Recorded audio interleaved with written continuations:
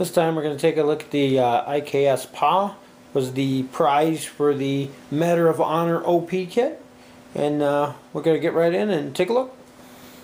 There's our Cavort class dial. Despite the fact that they look identical to the Barrels in this game. Pretty maneuverable little ship. That 3 red come-about in there.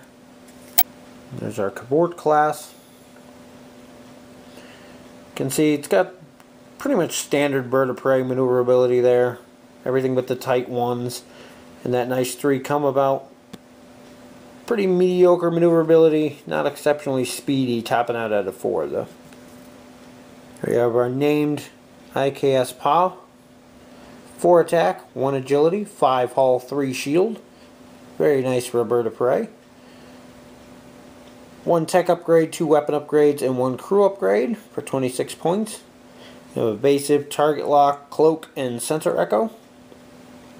And our ability is when attacking, you may convert one of your criticals into a hit. If you do so, you may convert one of your blanks into a hit. So that basically sacrifices a hit to, or a critical to give you 2 hits, which is definitely nice if their shields are still up. It's kind of arguable if their shields are down, but at the same time, if that extra 1 hit is going to finish them off, it may be well worth it. Then we have our generic Cavort class. You lose in 1 shield and 1 weapon upgrade. That 5 hull though is still really nice on this class for 24 points.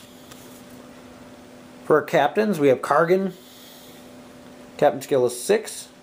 4 points. Kind of disappointing he doesn't have a elite talent though.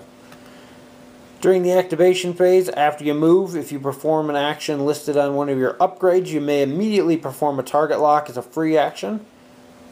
You can only do it if possible, which basically means if there's a ship within range 3 of you.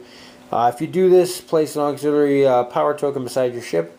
Free target lock is nothing to shun. Definitely a cool ability. Captain skill 6 is pretty respectable. Just missing that elite talent, but definitely among the mid-range Klingon captains. And we have our generic Klingon captain. Captain skill of 1 for 0 points. For our elite talents, we have surrender as ordered.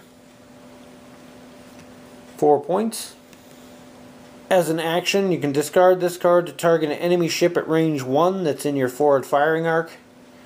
Target ship may choose to not attack this round and disable all of its weapon upgrades. If it does this, your ship cannot attack that ship this round. If the target ship chooses not to do this, or if it has no weapon upgrades that are not already disabled, you gain +2 attack dice against that ship this round. So basically, they're not going to be able to attack. You can't attack them in return. Your other ships in your fleet can. They've disabled their weapons, which kind of makes them an easier target. I see it getting a lot more use, though, for the using against ships that have no upgrades to gain that +2 attack. And with surrendered as ordered, we have reminder tokens for the +2 attack against the ship, or cannot target the ship, or the cannot make an attack.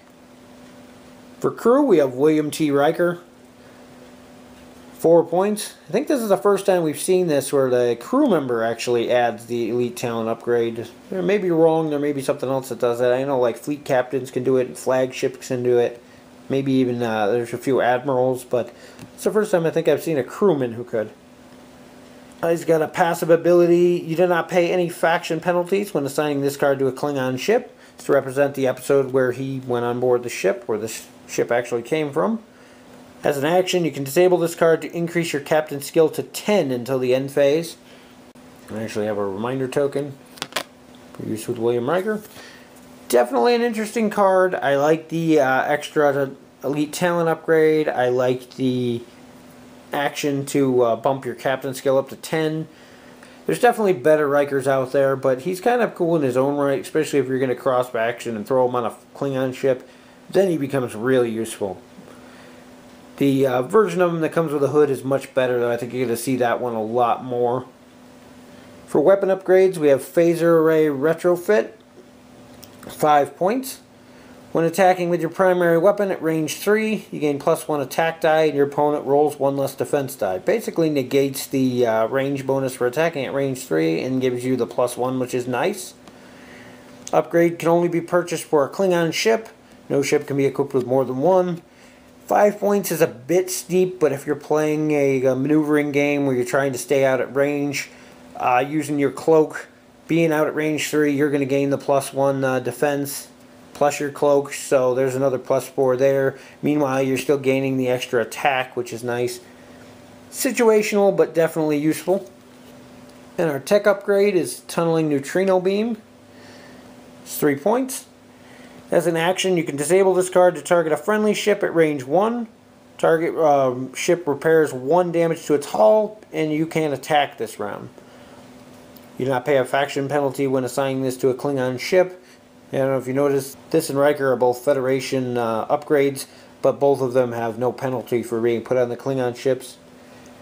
Interesting ability, an action to regenerate, has its uses. I see this getting used more on a smaller support ship.